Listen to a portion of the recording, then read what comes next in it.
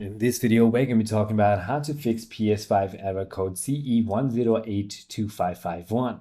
So the first thing you want to do is simply go ahead and restart your PS5. If that is not the case, you might want to go to status.playstation.com and check if all the services are up and running. If not, you might need to simply wait for it. The other thing you want to do is go to settings, network, and then test internet connection, which should go ahead and solve your problem. If not, go to settings, system software, and then system software update and update to the latest version. If that is not the case, you might need to turn off your PS5, press and hold the power button until you hear the two beeps, and then connect a controller to open it up in safe mode and clear cache and rebuild database, and even go ahead and restore licenses in your setting, which should go ahead and fix your problem. If not, you might need to go to settings, users, accounts and users, and delete your current user and then sign back in, or if not, simply uninstall and reinstall the game. I hope this video